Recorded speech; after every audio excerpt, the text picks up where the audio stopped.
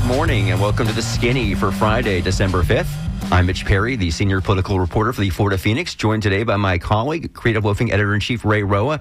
Ray, season greetings, and this is the last time we're going to see you before Christmas, I guess. Yep. Skipping town, going to try to run a marathon next Sunday. We'll see what happens. And where is this going to be at? Honolulu, the place where I was born. Yeah. And I get born again in the fitness world. Have you ever ran a marathon? I've never run a marathon. How far have you ran? The furthest I've run is a half marathon, and it was after a long night of bowling in college. So my body is in much different shape now. All right. Well, I can't wait to hear how that's going to turn out. Again, listeners, thank you so much for tuning in right now. Later in the show, of course, we're going to talk about congressional redistricting. Months after Governor Ron DeSantis said he wanted to follow President Donald Trump's directive for red states to do an unprecedented mid-decade congressional redistricting effort, the Florida House yesterday held their first committee meeting regarding the issue, and there's already conflict with DeSantis on that. They both want to do it, but at a different time. Nevertheless, Democrats and voting rights advocates are pushing back hard against it. The question is, can that process be stopped? So we'll get to that later in the program, and also have a local voting rights advocate who's hosting an event in Gulfport on election issues next Monday. He'll also be here in studio. But first, Tampa, as people should know, is known as a cigar city because it became a major hub for the hand-rolled cigar industry in the late 19th and early 20th centuries, following the relocation of cigar magnate Vicente Martinez Ebor's factory in 1886. And now there's a new book celebrating this rich history called Cigar City, with images by Zach Whitman and the text by Drew Newman from the J.C. Newman Cigar Company. And they're both in studio here this morning. And so I want to hand off to Ray to lead this conversation. Yeah, thanks for being here, guys. So as you mentioned, Mitch, cigars for Tampa are kind of like what wine is in Napa Valley, right? It just kind of runs through the culture here. We think about it. It's part of who we are. And this book, as you mentioned, is gorgeous. 201 pages. 189 photographs packed in there. It's gorgeous. It's like just one of those things that you can kind of share with your visitors and all the new people moving here. And then it's like the perfect little gateway for somebody who's remotely curious about what these beautiful brick buildings are. And Zach Whitman, I should say, his work has appeared in the New York Times, Boston Globe, Bradenton Herald, Tampa Bay Times, the Flint Journal, the Midland Daily News, and more. And I should disclose that you and I worked together on a piece about a guy who names boats in the Current magazine down in Water Street. Zach, thanks for being here. Yeah, that's right. It's great to be here. Good to see you, Ray. And Drew Newman, you are a lawyer by trade, a Berkeley prep grad, fourth-generation cigar maker now, whose grandfather founded the J.C. Newman Cigar Company in 1895. For those of you who are unfamiliar, that factory, also called the El Reloj, because of the big clock tower there. It's on this very resurgent block in VM Ybor. The factory itself has been the city's last operational cigar factory since 2009. It's 130 years old, and in fact, right now, it's the last operational cigar factory in the country. Is that correct, Drew? That's right. Right on. Thank you for being here. Thank you for having me, Ray. Drew, I want to ask you a question. You're 44 now. This is your family's business, but your work around the history of this industry and building community around it probably goes back 30 years, and I don't want to get you in trouble, but you were just 15 when you started cigarfamily.com, right? That's right. Were you smoking cigars back then? I was not smoking cigars, but I was talking about cigars after school, after doing my homework, helping to build our website and lead an online community at the very early stages of the internet. Yeah, these are like the glory days of when the internet message board was awesome. Tampa has a great hip-hop board called tampahiphop.com, and those are like the glory days of the internet. Things that Reddit still aspires to be. Facebook never could be anymore. Tell me a little bit, Drew, about and tell me if I'm pronouncing this right, Yauga? Yagua, that's right, cigar, and what it means in your cigar making journey. I think this is a stick 80 years back to Lazaro Lopez, right? He told you all these stories about coming up in Cuba in the 40s and 50s. I think it launched in 2020. It's something that you kind of developed. What role does that cigar play in your journey here and who you are today? So cigars are all about tradition. We roll cigars by hand today the same way that my great-grandfather did 100 years ago. And everything we do, we try to maintain the authenticity and the tradition and the history of cigar making. And so a few years ago, I was talking with Lazaro Lopez, who's just a world-renowned cigar maker, and asking him about his life and growing up in Cuba and his first cigar memory. And he grew up on a farm in Cuba, And so I asked him what was cigars like, and he said, well, cigars in farms were made differently than cigars in factories because they didn't have the same tools and techniques. Cigars were rolled in farms, and they were wrapped with the bark of a palm tree, of a yagua, and they were tied together, so that caused the cigars to appear to be misshapen, not perfectly round as they are in a factory. And so I asked Lazaro, can you roll me a cigar like that? A cigar you remember your grandfather making in Cuba growing up, and he did, and he created this fun cigar that helps us preserve the tradition, the culture of cigar making. Yeah, and there's so many cool artifacts at JC Newman. You came on in 2017, and it's cool because I've been on the tour.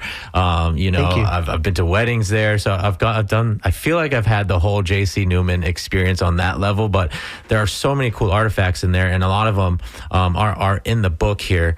I want to ask you, Zach. 12,000 photos, I think, right? And so naturally, there's so much great stuff in there. Obviously, this is the radio, so I'm going to describe what some of these photos look like. There's these, it's almost Burger Brothers-esque, and I know you guys were inspired a bit by them because they were so good at that, but they're documentary-style shots, all taken around the same time of day. What time of day was that? It depends on which side of the factory is the front. In the morning, we want the sun facing the front if they're facing east, and if they're facing west, we want them in the evening. So it just depends, but we wanted them to all look the same and have the bright, beautiful sun on their front. But all the factories are, they're all very unique, but all share a lot of the same characteristics with each other as well. So we wanted to highlight and also show the similarities too. And I ask because, inside JC Newman alone, there's photos of the interior, right? There's this last bale of pre-embargo Cuban tobacco, the oldest cigars in the world recovered from a shipwreck. There's a photo of that in there. But there's also so many great photos of the factories in the context of people in the buildings around them. There's the Perfecto or Garcia rooftop you were on, and you took this picture. It's the back of JC Newman, the El Reloj, and you see the back of the Cuesta Rey cigar sign. It's in reverse, so you can't really read it. If my 6-year-old definitely could not read it. He's just learning how to read, right? And these row buildings where the workers lived. And then Chicago Polly's, the hot dog stand. I was like thrown back to see it in there, but it's in the shadow of the Berryman Morgan's former cigar factory, who people might recognize the St. Leo billboard if they're just driving by on the interstate. And that's a whole nother crime and thing that we can talk about later. There's a laundromat, right, in Palmetto Beach. It's in the shadow of the Salvador Rodriguez factory. And then you have people like Glenn Watkins Powell mowing her lawn near the Diaz building there in West Tampa. What is it like to have to choose from 12,000? Like, did you feel like you had enough, or was it not enough? And then talk about the things that didn't make the book. And then most importantly, please, what is it like? How does your own work change your relationship with these buildings that we drive by every day? Yeah, I think, what you're saying about seeing all these different angles of the buildings. One of the things I tried to do with each factory is we would do kind of the profile portrait of the front, and then I would just do a lap around a block from each factory and just see every place that I could find a peak of the factory poking out. And then the interesting thing about these factories in Tampa is that there's no real cigar industrial district. They're really interwoven in these communities, and that was something that I wanted to showcase, that you can see them from Chicago Polly's, you can see them from all of these residents' lawns, you can see them from the rooftop of other factories. So that was one of the interesting things that we did, I think. And man, 12,000 pictures is a lot. It's a lot of digital space, which, shout out Coastal Film Lab, but also I'm glad we did this digitally, because I can't imagine having all the film for this. But yeah, it was a lot. I mean, obviously, like, I would have loved to shoot this for 2 years, every single day, but we really wanted to get this out for the anniversary of Ybor. So we made it. And yeah, I think, there's always more time to shoot and more people to meet. But ultimately, I'm very happy with where we're at. Yeah, I know. I think at the end, we'll talk a little bit about what's next for the book. And obviously, you talked about how fast you went. I think we were inspired to do this book. Paul Guzzo is reporting on the last remaining cigar factories, of which there are just over 25. There were just about 200 before, and obviously a lot of them have just gone by the wayside. Zach, I want to stay with you. We talked a little bit off air about the Davis Cigar Factory. You have a photo in this book. It's of this it's a photo of a photo, random office party inside the Pendas and Alvarez company building. How much time do you think you spent inside places that had not seen regular human contact in years? And what was it like inside of these spaces? Because we just drive by them, we walk by them, but you are inside of them. Do they stink? Like, is it eerie? Is it weird? What's it like in there? Yeah, it's definitely. I wouldn't say they stink. They have a lot of age and character to them, but we probably spent between Samuel Davis and the Weinstream factory, which has floors with activity, but I think the top 2 floors are basically unoccupied, 8 or 10 hours or so. But yeah, I mean, it can be a little eerie. I remember once I was in the basement of the Samuel Davis factory in West Tampa, which hasn't seen any activity regularly since the 1960s. And the owner of the factory was showing me around, and he had to go upstairs to take a phone call or something and left me in the basement by myself for 15 or 20 minutes. And just the slow creeping awareness that, thinking about ghosts and horror movies and everything like that. But ultimately it was okay. I think Drew has some ghost stories from El Reloj as well, but I never saw any when I was in there. Yeah, if you're just joining us, by the way, the voice you're hearing belongs to Zach Whitman. He's a photographer for the New York Times, Tampa Bay Times in the past, so many other places. He's got a new book out. It's called Cigar City, The Legacy of Tampa's Founding Industry. His co-collaborator, his collaborator, his conspirator, his pen man on the book is Drew Newman. He's a 4th-generation cigar maker with the J.C. Newman Cigar Company. Drew, your family's also reviving this 115-year-old Sanchez in High building. These are expensive endeavors. I think that restoration's close to $19 million now. Should be done by October, they say, right? And I'm kind of asking you this stuff because it's not easy to be in the cigar industry, right? Like we were saying earlier, there was a couple hundred factories in town. Just over 2 dozen are left. If we want to talk about the scale, I think in that big time, there were 700 million cigars a year rolled. In 24, just 430 million premium cigars were sold in the country. You're back with your family business. You came back in 2017. Some amazing stops that we should talk about on another show. But you dove in, and I'm not surprised to see the factory be in the public eye more. I've enjoyed taking the tours there that we talked about, but you still have to run this factory, right? You still have to make cigars. Can you talk about why it's important to do this? Like, why not just try to keep the cigar part alive? Why do you have to do all this other stuff? Well, thank you for asking, Ray. Rolling and selling cigars is our business. It's what we've been doing for 130 years, and it's what we want to be doing the same way for 130 years more.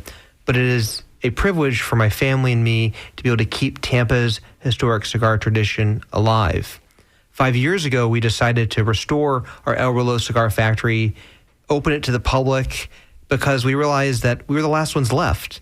And if we didn't invite the public in and share the history of our city, the community, the neighborhoods that grew up around the cigar factories, nobody else could, nobody else would do that. And we didn't want to lose that piece of Tampa's history. And so it's been very exciting. Rolling and selling cigars is still our business, but it's a real privilege to be able to invite visitors from all around the world in to our factory and next year the Sanchez Hyatt building across the street and share Tampa's story. And we get the privilege of being ambassadors for the city of Tampa, and it's just really wonderful, and I'm very grateful for it. You know, a cigar company is not like a baseball team. Like baseball teams, like get the kid the jersey, right? Like you can't hand a kid a cigar. So there's people who don't smoke cigars who come into your factory all day, and are so enamored by it. And preservationists, I mean, they were there at the groundbreaking, right? Kathy Castor's out there. Can you talk about the people who maybe don't consume cigars but are just in love with the history there and what it's like to interface with them in the context of the restoration? So this year we've welcomed more than 20,000 visitors to our El Reloj factory, and more than half of them don't smoke cigars. And that's perfectly fine and wonderful. they come visit our factory because they're interested in history, old buildings, Tampa culture, and we get to share those stories with them. And even if they leave our factory and never smoke a cigar in their life, which is perfectly fine, hopefully they'll appreciate the origins of our city and how cigars help make Tampa unique, and how the way we roll cigars is the same way that were rolled when Mr. Ebor came here in 1885. And so it's just such a really wonderful privilege, and we love being able to share it. And this book is just yet another way we can help keep the tradition and the culture and the history of our city alive. This book is big, by the way. It's thick, it's beautiful, it's bound really nicely. I wish I could travel with it just so I could read it, but it's pretty big. It won't make it into my bag. A question for you on preservation, Drew. This book really is, and Zach, about what's left, right? These 25 buildings. But it does kind of make you romanticize about the 175 or so that are gone. It makes you wonder if there is a city where all these factories can be restored, but these buildings are so old. They need a lot of maintenance, a lot of love. There are pains in the, right?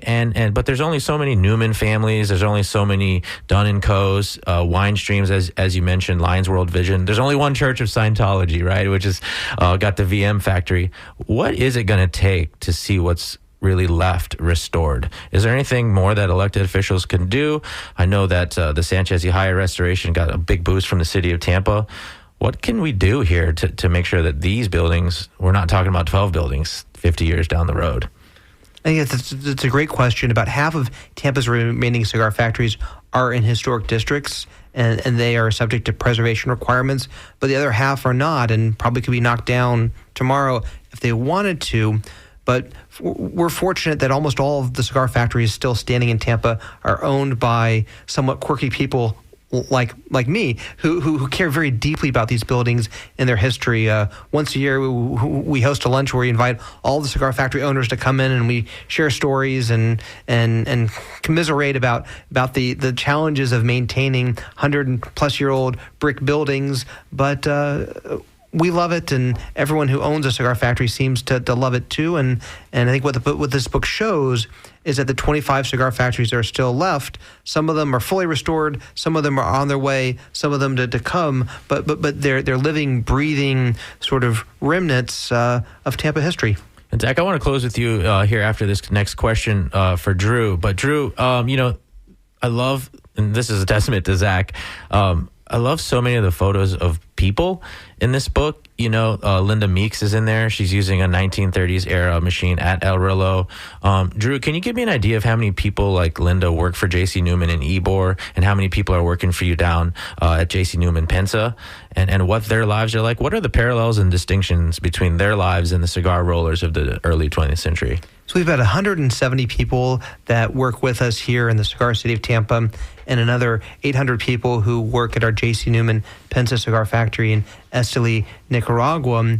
And in both locations, I think what makes the operations unique is that people come and they stay with us.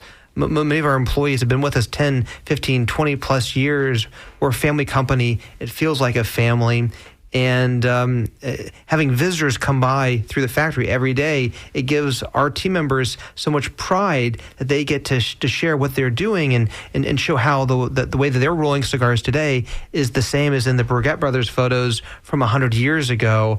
And so it's just there's just a great sense of pride amongst our family and our team at being able to represent the city of Tampa and showcase this wonderful handcrafted tradition that we're very lucky to be a part of. Are there still people who want to learn how to roll cigars? Like, do kids show up and be like, oh, I'm going to do that? Like, is there another generation of cigar rollers behind the ones now? But we teach cigar rolling classes to visitors every day, and people come in. Tourists want to learn how to roll cigars, but we also have people who want to make it their career as well. And it's just a great skill, and it's how my great-grandfather started when he founded our company in 1895. And Zach, I want to ask you here in our last minutes here, you invoked Coastal Film Lab, and none of this stuff is, how much of this is filmed? This is all digital, right? Yeah. I want to ask you take that many photos, so much stuff inevitably ends up on the cutting room floor. What is next for this book and for you, and maybe specifically some of that work that we don't see? Yeah, I mean, next for the book, we're going to hopefully start stocking it in some local bookstores. Right now, it's on sale through J.C. Newman's website, but hopefully we'll be able to see it on shelves pretty soon. And then we are talking with the Florida Museum of Photographic Arts about having an exhibition this upcoming spring with a larger collection of some of those photos, along with some photos from a collection from New York, the Burns Collection, which has a bunch of really cool old cigar stuff as well. But yeah, I mean, I went through my selects folder just this week, and I think there were just shy of 190 pictures in the book, and there were 1,200 selects. So most of them didn't get used. I hope they're gonna live in my hard drives, but I would like to see them having another life somewhere else. Right on. That's a voice, by the way, of Zach Whitman. He's a photographer. He's locally based, but his work has appeared in the New York Times. He's actually taken pictures of Jackson McMillan, Mitch, who that New York Times piece, because we had Jackson in here at a very heated time, right? Post election. So he's just always around taking pictures of newsmakers, and also the stuff that you don't publish that you put on your Instagram page is great too. So Zach, thank you for being here. Drew Newman, fourth generation cigar maker with the J.C. Newman Cigar Company. Their book together is called Cigar City: The Legacy of Tampa's Founding Industry.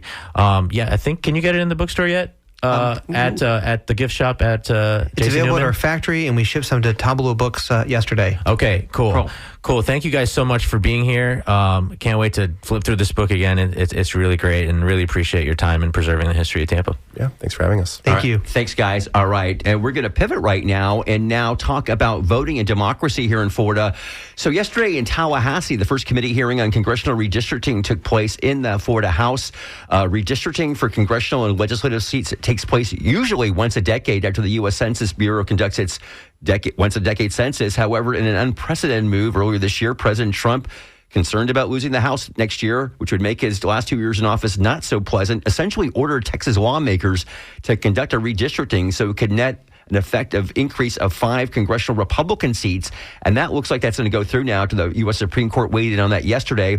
Now, we know California has followed suit in its own redistricting to try to benefit more Democrats.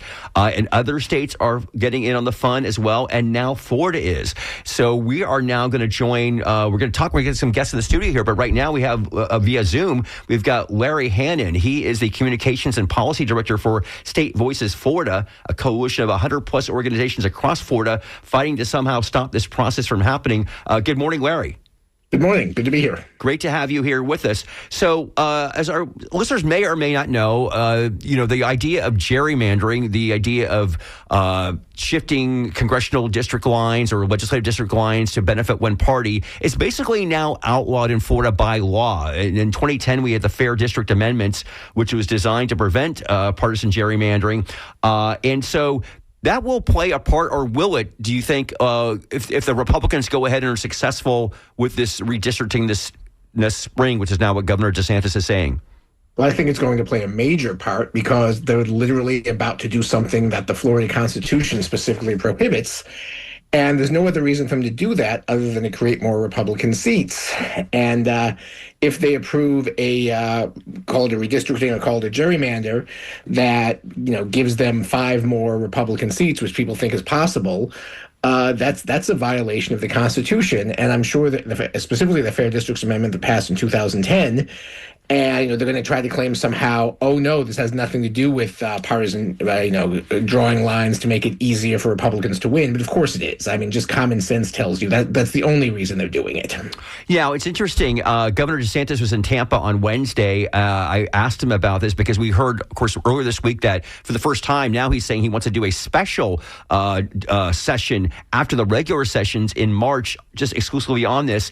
And he says, in fact, he was asked not by myself, but another reporter, if he feared that maybe this could backfire, what they call a dummy mander, which is when you try to gerrymander and it turns out against the opposite the way the party wanted it to, because of the fervor for maybe the anti-Trump sentiments, which people will be feeling more next year. We saw, of course, the Democrats successful in those elections in Virginia and in New Jersey last month. The governor said that was irrelevant when he was asked that about the redistricting, because he said the legislature and the state is going to be forced to do this because if or when the U.S. Supreme Court rules on Section 2 of the 1965 Voting Rights Amendment, whether that remains constitutional. That section prohibits voting laws from abridging voting rights due to a person's race or color or membership in a language minority. What do you make of that? I think it's a ridiculous argument. Even if the Supreme Court finds Section 2 unconstitutional, and there's a lot of fear that's going to happen, they're not going to order states to do a mid-decade redistricting.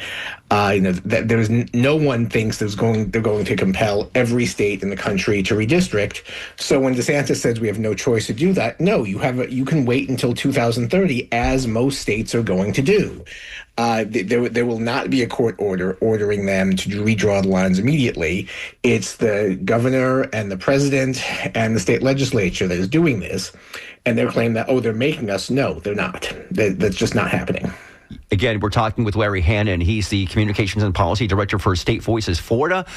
He was up in Tallahassee this week, of course, with the first hearing taking place on this proposal for redistricting before the 2026 midterm election. We get a little internal drama, of course, which is nothing new in Tallahassee over the last year between the Florida House and Governor Ron DeSantis.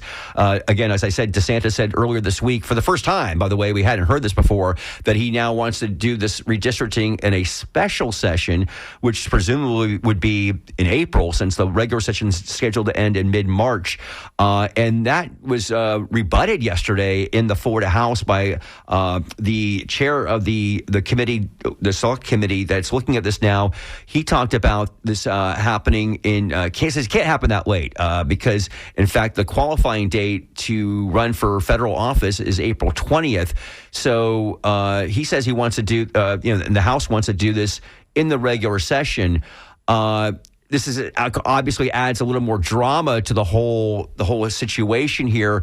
What do you think of that? I mean, the bottom line is the Republicans seem to be in sync on doing this. It's just a matter of the timing when they're going to do it. Is that what you think here? Yeah, it's just, we know that the relationship between the Speaker of the House and Governor DeSantis is poor. And the fact that they're disagreeing on this is interesting. I don't know if it means anything at the end. Certainly, I think it's too late, honestly, because you're expecting people to, I'm not saying too late as in they can't do it. I'm saying it's just irresponsible to do it because, you've got people who are planning to run for office in a few months and they don't know if they're going to live in their districts or not. So yeah, I mean, the fact that they can't seem to get along is problematic. Also, just the fact that essentially the deadline is the end of April, because that's when qualifying is. Are you really going to draw a new map and approve it April 15th? And expect everyone to immediately be able to adjust? I mean, this is going to be hell on supervisor of elections. It's going to be hard on candidates. It's going to be hard specifically on the voters who may not even know which district they now live in. I mean, it's hard to let people know where, especially people who don't follow politics as closely as people like I do. It's going to lead to mass confusion, and it's absolutely not necessary. Larry, the courts are really going to make a big deal, or make an issue. They're going to be very relevant here. There's going to be seemingly litigation. There always is after this, and now we do have the Fair District Amendments. Now, DeSantis, as you know, as our listeners know, in 2022 vetoed the original redistricting map he got during the normal census period because he wanted to basically erase well, actually, it was two seats that were held by black Democrats at that time. That was a lawsuit that was filed challenging that, saying that it violated Fair District Amendments. And the Florida Supreme Court and actually the federal court weighed in and did not dispute that. That map is the current map. So I don't know. This is getting into the legalities here, but I mean, is that something to be concerned about if you're worried about what's going to happen with this map? Because the court weighed in, it didn't think that 2022 map was violated fair districts. Yeah, I mean, I've read that decision multiple times. It makes absolutely no sense to me. Clearly, the point of that was to eliminate District 5, which was basically went from Jacksonville to Tallahassee. It was a majority-minority district. How you can say we eliminated that and we didn't do it for partisan purposes, it makes no sense. And reading the decision doesn't make any more sense. But that being said, the plan to set, from what we're hearing is that there's like 20 Republican representatives in Florida now and 8 Democrats. If they're going to make it so there's only 3 or 4 Democrats left, of course they're doing it for partisan purposes.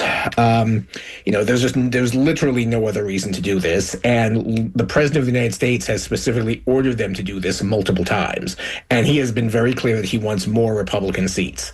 So I'm sure some lawyers can say, oh no, this isn't partisan, but it is. I mean, just common sense. They're doing this to create more Republican seats. There's no other reason why they'd go to this trouble in a mid-decade redistricting that has never been done in Florida before. That's right. Again, we're speaking with Larry Hannon with the State Voices Florida. Larry, hang out here. We want to introduce a couple of guests that we have in studio right now because they're also talking about voting rights, and there's going to be an event coming up next week in Gulfport. So right now we've got Lenny Guckenheimer. Lenny, welcome to the WMNF. Thank you very much, Mitch. I'm very glad to be here. I've listened to your show quite a bit. Well, thank you. It's great to have you here with us. And also, we've got with you John Phillips. John Marvin. John Marvin. I'm sorry. John Marvin. Apologies, John. And you're with Open Primaries. Is that correct? That's right. Openprimaries.org. Okay. So great. So Lenny, you have an event. Tell our listeners you've got an event going on Monday night in Gulfport. Yes. So the event's called Voter Suppression in Florida. It will be in Gulfport at WonderWorks, which is 5314 Gulfport Boulevard South. And we will have 4 speakers. We were just talking about voter redistricting at Amy Weintraub, who's with the League of Women Voters. We'll talk about the redistricting, and she was also in Tallahassee and has just come back, and she can talk about her experiences there. We'll have Mary Hanrahan, who's with the League of Women Voters, and she will talk about the new difficulties that the League is having as a third-party organization to register new voters. There are heavy penalties. One of them is that an ex-felon, someone who has served a sentence, came back, is now wanting to be part of society, right, cannot handle a voter registration form that was completed. And that could be a $2,500, actually more than that. Huge penalties. So for not following these new rules when a group like the League of Women Voters is trying to register voters. Right. So that's going to be part of the discussion on Monday. And Larry, while we still have you here, Larry, what the reference is about, Lenny's talking about the changes. Again, we've had so many different changes, election law almost every year, making it much harder to register voters now. That is a problem with the League of Women Voters. Let me ask you, the law that came down last year that was signed by the governor, the legislature passed, which is going to make it so much harder to pass citizen-led constitutional amendments, right? This comes in the wake of Amendments 3 and 4 on abortion rights and on legalizing cannabis last year. The governor was so dead set against doing this. He may have done some illegal things, those issues went to court. Somehow he did not get in trouble for that, for using state taxpayer money to stop that. But we have seen this in real life time right now, right, in terms of that law hurting efforts to get initiatives on this 2026 ballot next year. Yeah. Right now, it's not looking like we're going to have much or possibly any citizen-led initiatives on the ballot. There was a hard push to bring Medicaid expansion to the state, and in the end, they just couldn't get it done because this new law made it so much more difficult to do it. It created so much red tape and so many barriers. And the governor has made it pretty clear that he does not like citizen-led initiatives, and he and the legislature are doing everything possible to make them almost. You need to have millions of dollars now to have a shot, and even with that, it's hard. So they're making it much harder for the people of Florida to have their say. If you're just tuning in right now, it's 40 minutes after the hour. You're listening to The Skinny here on WMNF. Mitch Perry with Ray Roa. We're talking about voting issues here in Florida, the congressional redistricting efforts, which are just beginning right now. We've got Larry Hannon on the phone from State Voices Florida up in Tallahassee. In studio right now, we've got John Marvin from Open Primaries and Lenny Guckenheimer, who's hosting this event next Monday night in Gulfport. John, let's bring you into the conversation. You're with Open Primaries. We have discussed this. Everybody who probably knows anything about Florida voting, right, knows that we're a closed primaries. Thank you. We are a closed primary election state, and that means basically if you're not a registered Democrat or Republican, you can't vote in our primaries, which next year is going to be in August. That's not the case throughout the country. Every state's a little bit different. Some have quote-unquote open primaries, or they have some variation of that. It's kind of complicated. It's hard to say exactly how many states are just like Florida. Nikki Fried, the Florida Democratic Party chair, has discussed the idea of having an open primary in the Democratic Party. It won't happen in 2026, she says now. Maybe in 28. They may have to go to court for that. John, why? Obviously, with open primaries, you support this. Why do you think this is an important thing that we should have here in Florida? It's essential. And as you mentioned, Florida is in a very minority of states that prohibits independents and minor party people from voting in primaries. Primaries are so important. In fact, it's estimated that 85% of elections in America right now are decided in the primaries. Why does that happen? It's the topics you've already been discussing. Gerrymandering, geographic polarization, i.e. birds of a feather flock together. So there are so many, quote, safe seats for one or the other party throughout this country and throughout Florida. So if you prohibit, and in the case of Florida, it's 3.4 million independents, and it's about 700,000 people who support minor parties. So over 4 million people are precluded from voting in primary elections, which determine most of who sits in Congress. And so it's not only a voter rights issue, right, for the 4 million of us who can't vote, but it's a problem that's created for all of us in society because the politicians are no longer responsible to the people. The politicians are picking their voters rather than the voters picking the politicians. Thank you. So and so what do you get? You get a Congress, for example, last time in Congress, 2024, 87% of the seats were decided in the primary. And they were decided by 70% of the voting, 7% of the voting electorate. So, and in those safe seats, 380 out of 435, 160 of them, there was only one candidate in the primary that mattered.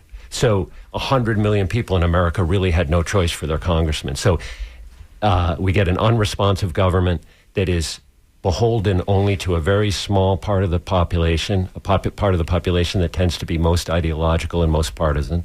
And so you elect representatives who don't want to compromise, who don't want to do the things that most of us in America support because one party or the other is against it. So this idea of challenging this actually was done by a Sarasota gentleman by the name of Michael Powell. He filed a lawsuit in 2022 in the federal court here in Florida, challenging the state's ban on open primaries, saying it violated his rights under the First Amendment and Equal Protection Clause. And he is now, I think, on the line here from Sarasota. Mr. Powell, are you with us here? Yes. Hi. Good morning. Hey, good morning. Mike Powell. We of course, and I actually wrote a story. I interviewed Mr. Powell after I heard him on the Michael Storkama show actually a couple months ago. So you actually challenged when the courts rejected this up to the U.S. Supreme Court, and the Supreme Court considered it right? Or basically, or I guess you went to the appeals court. Tell us how this legal process went for you before the U.S. Supreme Court ultimately rejected it back in October. Yeah, well, I'm a retired law professor from the University of Illinois in Chicago. When I moved down here, unlike Illinois, I found out I couldn't vote in a primary for one reason. The state didn't like my political views because I registered as an independent, as they have a right to do, and I therefore became disqualified to vote in the primary. So I thought, this doesn't sound right to me because the First Amendment says you have a right to belong to a political party or not to belong to one, and that we don't make distinctions based on your political views. And also it violated equal protection, like John said. My vote in the general election is meaningless if I can't vote in the primary. For example, I live in Sarasota County, which according to a newspaper columnist has not did not vote for a Democratic presidential candidate since FDR. My Sarasota County Commission has not elected a non-Republican since the 1960s. And the irony is they're the ones who set the taxes that go to pay for elections in which I can't vote. And so my taxes and those of other independents are paying for that.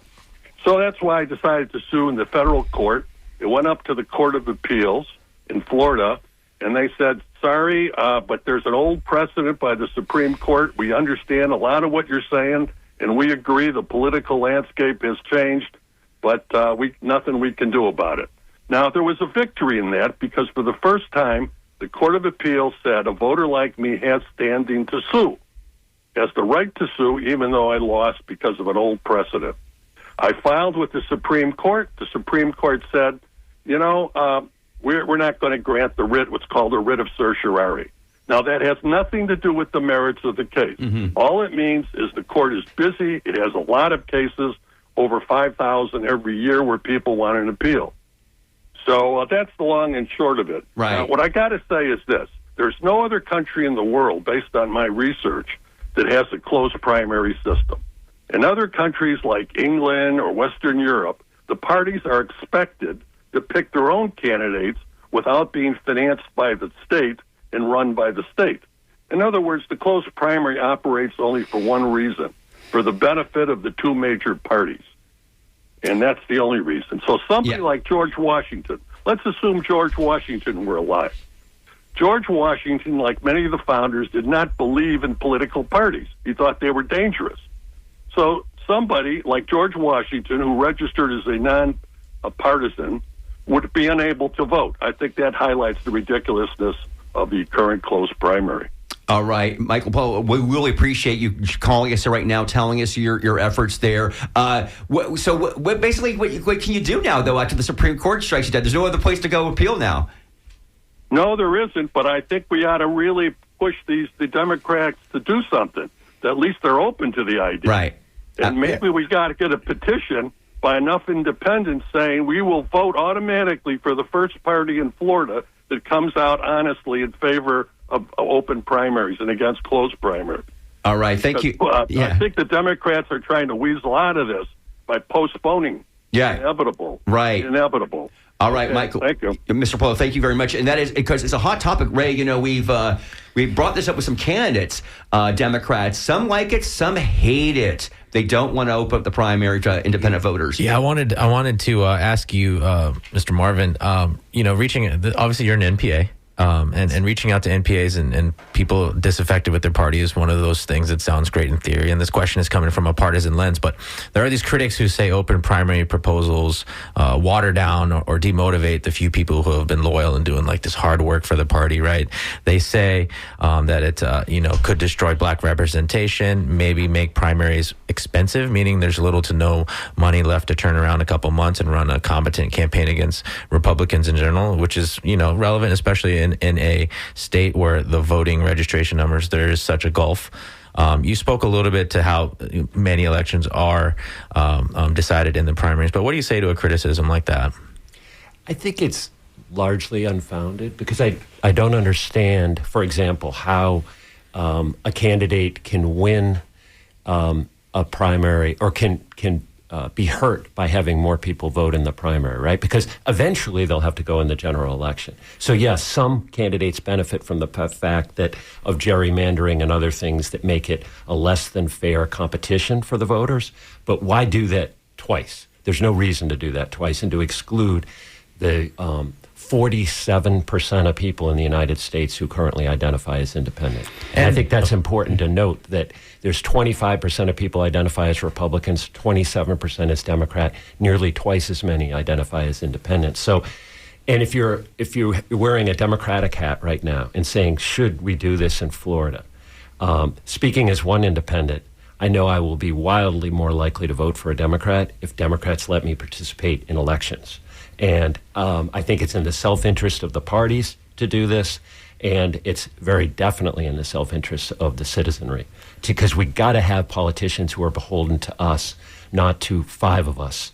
They need to be beholden to all of us. And Mitch, I know we talk about this overhead a lot of times, but for just like a peon like me who's never voted in open primary, has always voted, partisan, is a card-carrying Democrat just so I can, vote in some of these primaries. Just on the ground and maybe from a supervisor of election standpoint, what does it look like when you vote in an open primary? Like, is that ballot crazy? Like, what is that like? Because there's different variations. Yeah, right? So states are so different on this. Yeah, so most states in America have what's called an open partisan primary. Virtually all of them. All but 20, have partisan but open primaries, meaning everybody can vote, but when you go there, you get in a line, either Republican or Democrat, and pick a primary. There are 4 states in the union that are, I would say, more progressive in this and have an open, nonpartisan primary. That means it's one ballot. So that's California, Louisiana, Alaska, and I'm forgetting the 4th, but it's 4 states. And in that case, you have all of the candidates on one ballot. And in 3 of the states, it's a top 2. The top 2 vote getters in that primary go on. And then in Alaska, it's top 4. Kind of like ranked choice voting, which is a whole different story here. Yeah, that's a whole other show. Yeah. And we've talked about that. By the way, so just again, reset here. We're going back and forth. We're talking about a couple different voting issues, talking about the open primary process, and also talking about, or not the process, we don't have that here in Florida. We have a closed primary, but also about congressional redistricting. And again, these are topics that are going to be discussed on Monday night in Gulfport, and we'll give you the address about that before we get out of here in a few minutes. But we do have another caller here who actually was in Tallahassee yesterday on that redistricting hearing. And let's see, we bring her up right now. Amy Weintraub. Amy, are you with us? I sure am. Hey, Amy Weintraub, of course, a long-time advocate for reproductive rights, of course, here in the Tampa Bay area. Worked with Amy a lot over the years. And now, Amy, so interesting because I wasn't in Tallahassee yesterday, but I watched that report on it from the Florida channel. But there's a lot, I heard there was a lot of, folks up there who were very angry about this, don't want this to happen. And nobody got a chance to speak, though, yesterday. It was shocking, Mitch. I mean, shocking. We got on the bus at 7 a.m., in Tampa to get up there and have our say. And the meeting was so short. It lasted, I think, less than 20 minutes. There was plenty of time for them to open the forum for us. They all knew we traveled from all over the state, and they were so smug when they adjourned. It was just such a squelching of our voices. And it's very, very sad. Right. And now there's going to be another hearing on Wednesday. Are you going to drive another 4.5 hours up there for that? Well, interestingly, guess what time they scheduled that? 8:30 a.m. 8:30. How do you get from St. Pete to Tallahassee by 8:30 a.m.? No, they want you to stay the night before, I guess. Get a room with the, governor's in. There's a lot of groups, Amy. Are you with one of the groups that's against this formally? Yes, I'm with the St. Pete League. Oh, League of Women Voters, yeah. Yes. Yeah. And just in your own words, why do you think this is a bad thing that they're doing right now, the state is trying to do? Well, it's against our Constitution, right? The 63% of Floridians voted in 2010 against partisan redistricting or gerrymandering. And so we're standing up for the Constitution, as the League of Women Voters always does. And we know that our map's already gerrymandered, as y'all have discussed on this call, but we can't have it even become worse. And so, we're going to stand for voters, as was said earlier by Larry. Voters get to choose their representatives, not the other way around. Larry, are you still with us?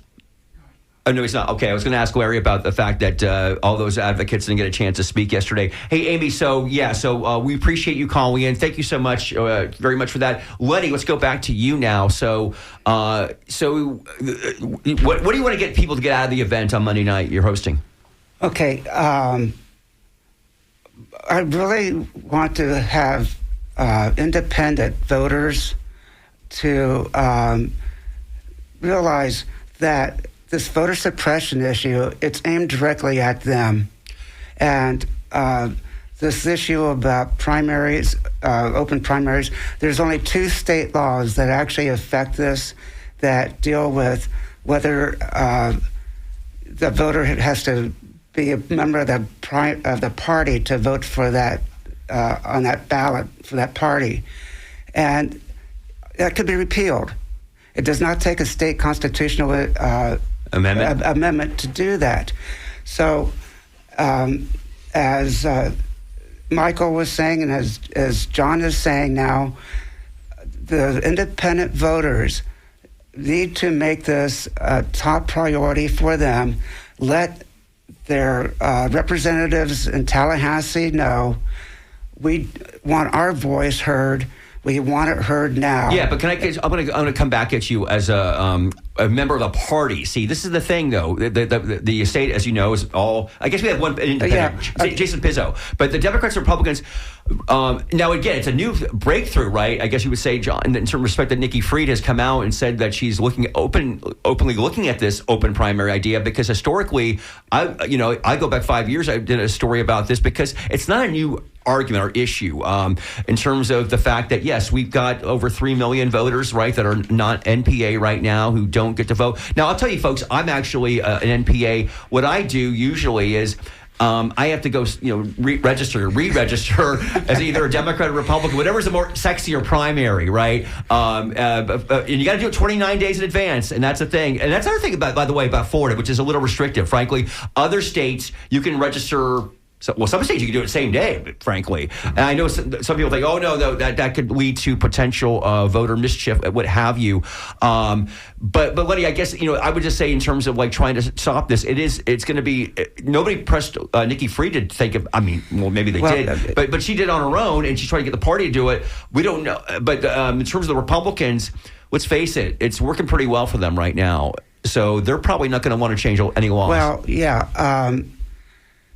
I think that this is a very stark issue. If there's anything that to define the difference now between the Democrats and the Republicans, I think as far as independents are concerned, it's this issue right here. Will you let me vote? Will you let me talk to you? And we just heard from Amy and from Larry. No, they don't want you to talk. They don't want you to. So I think it's a very clear issue. I think the Democratic Party would stand very well if endorsing the idea that if maybe not this legislature, this next coming one, we will give you the right to vote in the primary. I very much believe that. Right. So, I'm sorry, you don't want to rush you. We've only got a couple minutes left. So give us the information again about Monday night.